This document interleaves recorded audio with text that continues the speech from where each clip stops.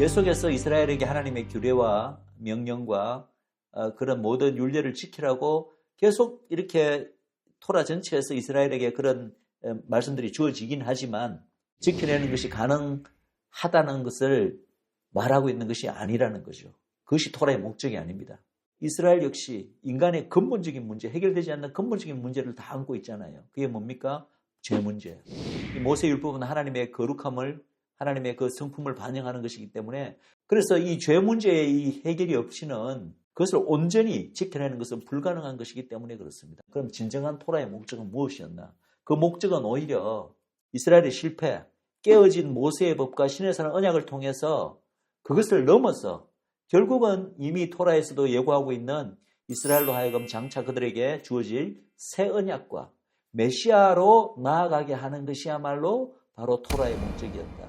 바로 그렇기 때문에 토라에는 이미 장차 이스라엘에게 임할 메시아와 새 언약, 그리고 마지막 날에 이스라엘의 회복에 대한 계시를 이미 토라 안에 다 포함하고 있다는 거죠. 모세 오경 안에 이미 이 모든 것들이 다 포함되고 있다. 메시아에 대한 것들이 벌써 모세 오경 안에 예고되고 있다는 것들이 이제 요한복음 5장 46절에 예수님께서 이렇게 말씀하십니다. 모세를 믿었다면 또 나를 믿었으리니 이는 그가 내게 대하여 기록하였습니다. 모세가 기록한 게 바로 모세 오경 토라 아닙니까? 유대인들이 열심히 토라를 공부하고 믿어왔잖아요. 그렇다면 당연히 너희들이 나를 믿었을 거라고 지금 말씀하시는 거죠. 왜? 토라 안에 나에 대한 구절이 있다는 거예요. 모세가 기록한 그 토라 안에 나에 대한 것이 있기 때문에 그들을 그렇게 믿었다면 당연히 나를 믿어야 마땅하지 않느냐라고 말씀하시는 거예요. 히브리서 3장 5절입니다. 또한 모세는 장래에 말해질 것들에 대해 증거하기 위하여라는 구절이 있습니다. 장래에 말해질 것들. 이 장래는 결국은 이스라엘의 장차의 운명뿐만 아니라 종말에 관한 얘기들도 그 안에 있다는 거죠. 그래서 이스라엘에게 장차 이 새 언약과 메시아가 토라가 예언하는 대로 임하게 될 때, 그때야 비로소 토라가 지향하고 있는 궁극적인 목표, 진정으로 하나님을 경외하고 하나님의 계명을 온전히 지키는 거룩한 하나님의 백성으로 만드는 것, 그것이야말로 토라의 진정한 목적입니다. 이러한 측면에서 볼 때 토라는 메시아를 통한 믿음으로 의한 의를 계속적으로 제시하고 있다. 제가 아브라함의 후손의 그 약속들을 다룰 때 아브라함의 후손은 믿음으로 하나님 앞에 의로움을 얻는다는 얘기를 많이 했습니다. 믿음으로 드린 제사로 말미암아 아벨이 의롭다고 되잖아요. 이 모든 것들이 다 어디에 벌써 담겨 있죠? 토라에 담겨 있는 거죠. 그래서 마치 그 모세 율법에 자꾸 행위로 어떤 하나님의 계명과 율법을 지키라고 했기 때문에 구약 성경은 뭔가 행위를 통해서 하나님 앞에 의로워지는 것을 계시하는 것이다 라고 그렇게 구약 성경 혹은 토라를 그렇게 이해하는 것은 잘못된 거라는 거죠. 토라는 처음부터 믿음으로, 메시아를 통한 믿음으로 하나님 앞에 의로워지는 것을 이미 말하고 있었다는 겁니다. 보통은 메시아 구절로서 선지서, 이사야서라든지 특히 이사야서에 많이 집중되어 있죠. 많은 다른 어떤 성경들을 많이 인용을 합니다. 그러나 모세 오경 안에도 분명히 장차 오실 그 메시아에 대한 그것을 분명히 지칭하는, 좀 가장 명시적으로 지칭하는 구절들이 분명히 존재한다는 것입니다. 먼저 이것이 직접적으로 언급된 부분과 약간 간접적으로 언급된 부분으로 나눌 수가 있는데요. 토라에 직접적으로 모세오경입니다. 직접적으로 언급된 부분들을 먼저 한번 살펴보면은 에마오로 가는 길에서 예수님께서, 부활하신 예수님께서 그 두 제자에게, 처음에는 예수님을 몰라보죠. 근데 가는 길에서 이 예수님께서 두 제자에게 계속해서 이 메시아에 대해서, 구약에 이미 예언된 메시아에 대해서 가르쳐 주시고, 이 두 제자가 그 말씀을 듣고 처음에는 예수님을 몰라보지만 나중에는 알아보죠. 그리고 어쨌든 예수님의 가르침을 듣는 가운데 눈이 밝아졌다는 그런 이제 어떤 그 간증을 하게 되는데, 예수님께서 하신 말씀이 이 말씀입니다. 또 이르시되 내가 너희와 함께 있을 때 너희에게 말한 바 곧 모세의 율법과 선지자의 글과 시편에 나를 가리켜 기록된 모든 것이 이루어져야 하리라 한 말이 이것이라 하시고, 모세의 율법이라 한 것은 바로 토라를 말하는 것이고, 선지자의 글은 네비임, 시편, 성문서죠. 성문서는 케투빔. 그래서 이 토라와 네비임과 케투빔의 첫 글자를 타서 구약 성경 전체를 타나크라고 부른다고 제가 이미 말씀드렸습니다. 그런데 예수님께서 이 구약 성경 전체를 지금 이어서 지칭하시면서 이 가운데 다 나를 기록한 그 어떤 메시아 예언의 구절들이 다 있다는 거죠. 그걸 하나하나 이 에마오로 가는 두 제자에게 다 설명을 해 주셨다는 거죠. 그리고 누가복음 24장 27절에도 보면은 이에 모세와, 이때 모세는 바로 토라를 말합니다.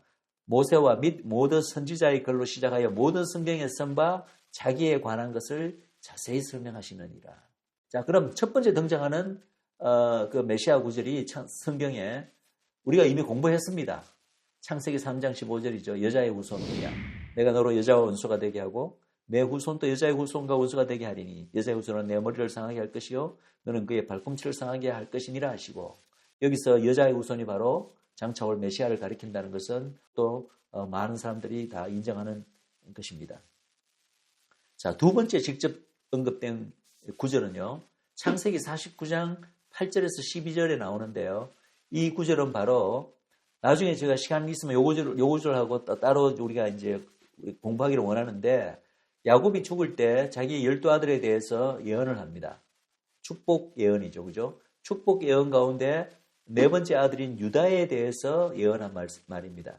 그런데 이 예언을 보시면은 단순히 유다 지파, 이게 앞으로 미래에 어떤 일이 일어날 것인가에 대한 예언이 아니라 그 예언 안에 바로 메시아 예언이 들어있음을 우리가 알 수 있습니다. 왜 그렇죠?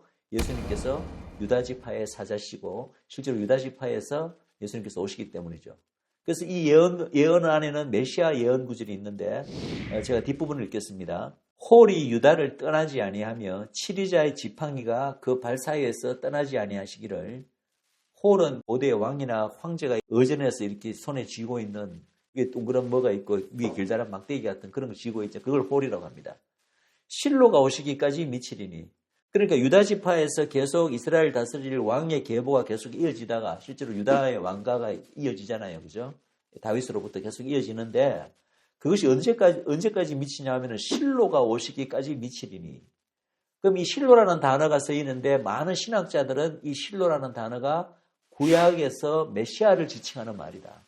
메시아와 동의어로 쓰이는 말이라는 것을 인정을 합니다. 뜻으로도 맞잖아요. 유다 왕가에서 예수님이 태어나시니까. 그리고 그 다음은 바로 실로에 관한 예언의 구절입니다. 그라고 다 표현되어 있는데 바로 실로를 가리키거든요. 바로 메시아적 존재죠. 그에게 모든 백성이 복종하리로다. 그의 나귀를 포도나무에 매며 암나귀 새끼를 아름다운 포도나무에 맬 것이며 그 옷을 포도주에 빨며 그 복장을 포도즙에 빨리로다. 그 눈은 포도주를 인하여 붉겠고 그 이는 우유로 인하여 희리로다. 여기 말하는 그는 전부 다 실로, 메시아적 존재에 대한 예언의 말씀입니다. 24절 말씀. 요셉의 활이 도리어 경강하며 그의 팔이 힘이 있으니 야곱의 전능자의 손을 힘입음이라. 야곱의 전능자 바로 하나님이시죠. 그로부터 바로 하나님이시죠. 야곱의 전능자로부터 이스라엘의 반석인 목자가 나도다. 이스라엘을 다스릴 이스라엘의 양이고 이스라엘 다스릴 목자가 난다는 거죠. 이스라엘 다스릴 목자가 누구죠? 이스라엘의 왕, 유대인들의 왕, 예수 그리스도, 메시아 예언 구절입니다. 또 민수기 24장 17절 19절, 민수기 24장은 제가 여러 차례 언급한 적이 있는데 바로 발람의 예언이죠. 그 가운데 제일 자주 다루었던 것이 바로 이스라엘 향하여 너를 축복한 자를 내가 축복하겠고 너를 저주한 자를 저주하겠다는 바로 그 말씀인데, 그 예언 가운데 또 메시아 예언의 구절이 있습니다. 내가 그를 보아도 이때의 일이 아니면 내가 그를 바라보아도 가까운 일이 아니로다. 한 별이 야곱에게서 나오며 한 홀이 이스라엘에게서 일어나서 모압을 이편에서 저편까지 쳐서 파하고 또 소동하는 자식들을 다 멸하리로다. 그 원수 에돔은 그들의 산입이 되며 그 원수 세일도 그들의 산입이 되고 그 동시에 이스라엘은 용감히 행동하리로다. 주권자가 야곱에게서 나서 남은 자들을 그 성읍에서 멸절하리로다 하고, 여기서 한 별, 한 홀 혹은 주권자라고 표현된 이 존재가 바로 장차 이스라엘에게서 태어나실 그 메시아적 존재를 가리키는 예언의 말씀으로 많은 이들이 동의하고 있습니다. 자, 또 있습니다. 신명기에 또 메시아에 관련된 구절이, 이거는 사실은 모세가 이제 그 모압 땅에서 죽기 직전에 유언처럼 남긴 말씀 가운데 등장합니다. 신명기 18장 15절과 그리고 17절에서 19절 말씀 읽겠습니다. 내 하나님 여호와께서 너희 중 내 형제 중에서 나와 같은 선지자 하나를 너를 위하여 일으키시리니 너희는 그를 들을지어다. 내가 그들의 형제 중에 너와 같은 선지자 하나를 그들을 위하여 일으키고 내 말을 그의 입에 두리니 내가 그에게 명하는 것을 그가 무리에게 다 구하리라. 무릇 그가 내 이름으로 구하는 내 말을 듣지 않은 자는 내게 벌을 받을 것이요. 앞에 나와 같은 선지자 하나는 모세가 하는 말이고 뒷부분에 이제 지금 10장 19절에 너와 같은 선지자라는 것은 하나님이 모세를 향하여 하시는 말씀입니다. 그런데 왜 같은 존재를 가리키는 것이고 바로 직접적으로 예수 그리스도를 이스라엘의 메시아를 지칭하는 예언의 구조죠. 또 하나 신명기 32장 15절 18절 신명기 32장은 한 장 전체가 바로 우리가 흔히 모세의 노래라고 부르는 모세가 죽기 직전에 하나님의 명령을 받아서 이스라엘 민족 전체에게 이렇게 가르쳐서 이스라엘 민족 전체가 부르게 한 노래가 바로 모세의 노래인데 그 안에 정말 이스라엘 민족의 장래의 마지막 날까지의 그 미래에 대한 그 어떤 이스라엘의 운명에 대한 예언으로 가득한 노래가 바로 모세의 노래입니다. 그런데 이 모세의 노래 안에 보면은 이런 부분이 있습니다. 그러한데 여수론이 살찜에 발로 찼도다. 여수론은 이스라엘과 동의어입니다. 내가 살찌고 부대하고 윤택하며 자기를 지으신 하나님을 버리며 자기를 구원하신 반석을 경홀히 여겼도다. 너를 낳은 반석은 내가 상관치 아니하고 너를 내신 하나님은 내가 잊었도다. 하나님이 언급되고 자기를 구원하신 반석이 또 바로 언급되잖아요. 그죠? 너를 낳은 반석 또 너를 내신 하나님. 그래서 그냥 이 반석이라는 존재를 그냥 하나님과 그냥 동의어로 그냥 이렇게 동의 반복적으로 이렇게 쓰여진 표현으로 생각할 수도 있습니다. 그러나 조금 이렇게 우리가 구분하기를 원하는 것은 특별히 이 반석이라는 표현은 바로 고린도전서 10장에서도 제가 그때 출애굽의 의미를 이야기할 때 바로 사도 바울이 광야에서 그들이 반석을 쪼개서 그래서 물이 나왔을 때 그 반석은 바로 곧 그리스도라고 이야기했거든요. 그래서 사실은 이 반석은 시편에도 그렇고 이 구약성경 전체를 가리켜 반석 혹은 돌은요 그리스도를 예표하는 하나의 아이콘, 상징하는 단어로 쓰입니다. 그래서 여기서 반석은 물론 우리 하나님도 우리의 반석이 맞으시죠. 그러나 특별히 여기서 반석은 바로 그리스도를 직접적으로 가리키는 그런 단어로 우리가 볼 수가 있다는 거죠.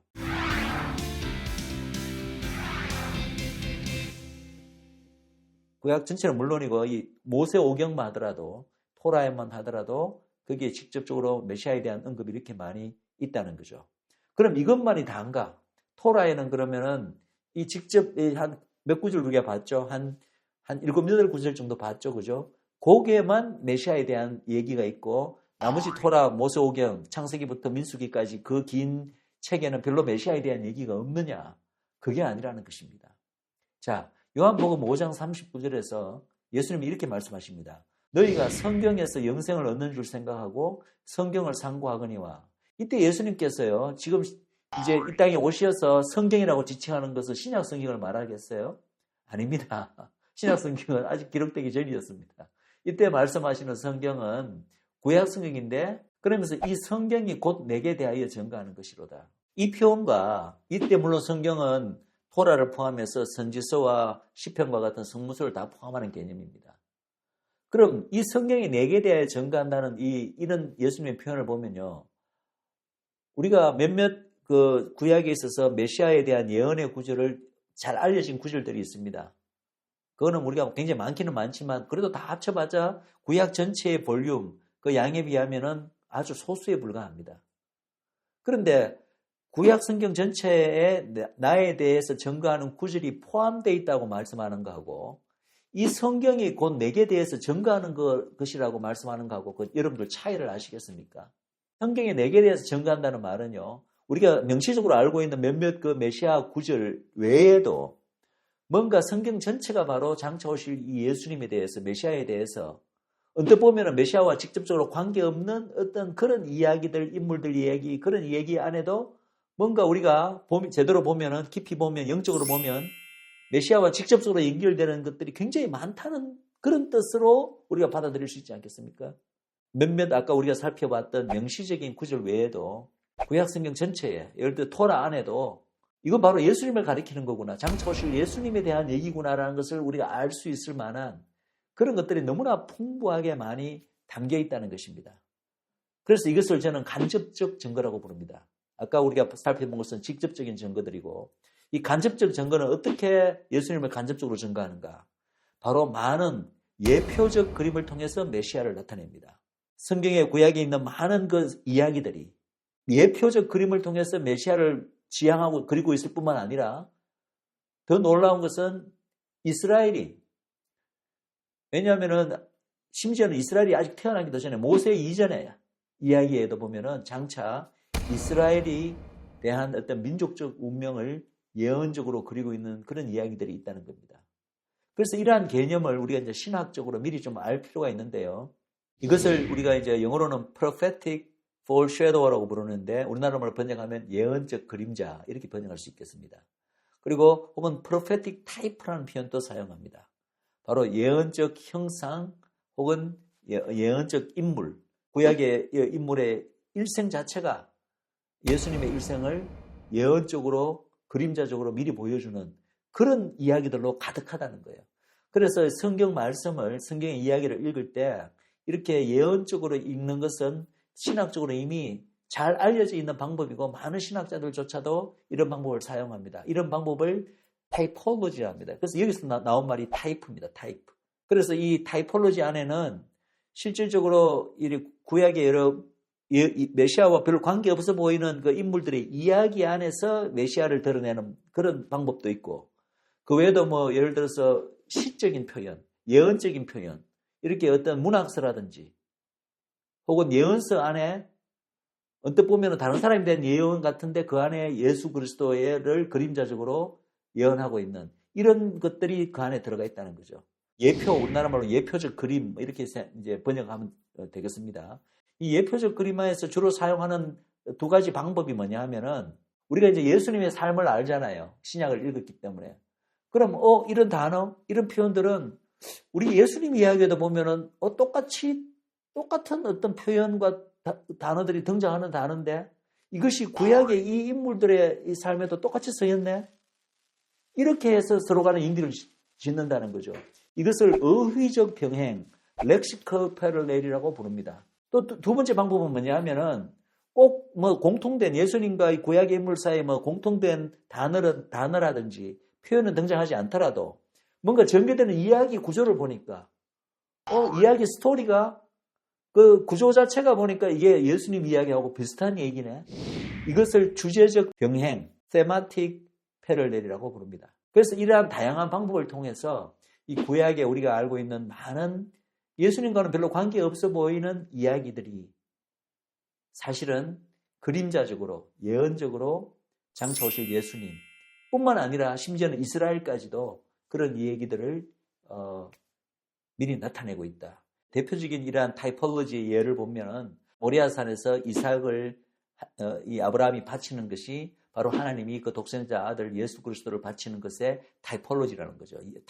예가 되는 것이고, 그 다음에 우리가 아담의 일생을 우리가 벌써 지난 강의에서 공부를 했습니다. 바로 로마서 5장 14절에서 아담은 오실자의 타입이다. 오실자는 바로 예수 그리스도 둘째 아담을 가리킵니다. 그러면 첫째 아담의 우리가 알고 있는 그의 삶에 나타난 여러 가지 행적들이 어떤 면에서 많은 면에서 장차 오실 둘째 아담이신 메시아 예수 그리스도를 뭔가 나타내는 서로 간에 병행되는 그런 요소들이 있다는 거죠. 그 부분들을 어떤 점에서 그렇게 비슷하냐라는 것을 우리가 벌써 지난 강의에서 공부를 했습니다. 이것이 바로 또 타이포로지의 또 예입니다. 그리고 또 하나 야곱이 잘 알다시피 에스를 피해서 삼촌 나반의 집에 피해 있다가 그래서 나반의 완전 종처럼 노예처럼 지내다가 마지막에 이제 탈출해서 금이 환영하는 이야기가 있잖아요. 이게 누구 얘기 같으세요? 애굽에서 노예 생활을 하다가 엄청난 재물을 이끌고 다시 본토로 귀환하게 되는 이스라엘의 바로 출애굽 사건을 예표적으로 야곱의 삶에서 미리 보여주고 있다는 거죠. 이것이 바로 예표입니다. 요셉의 삶은 더 그렇습니다. 여러분 요셉의 삶 전체를 보시면 창세기에 묘사된 이 요셉의 삶은 하나부터 열까지 바로 예수 그리스도의 사역과 그분의 성품과 그분의 무한한 것을 너무나 많은 것을 나타냅니다. 언약 구조에 관한 강의를 끝내고 제가 예표로 보는 이러한 부분들을 우리가 따로 강의를 하기를 원하는데 그때 요셉의 삶을 우리가 공부하면서 이 요셉의 삶이 바로 예수 그리스도의 삶과 어떻게 연결되고 그것을 예표적으로 나타내는지 우리가 따로 한번 공부하는 시간을 갖도록 하겠습니다. 예. 토라에 관한 오늘 강의는 이것으로 마치고 다음 시간에는 모세 율법에 대해서 우리가 또 조금 공부하기를 원합니다.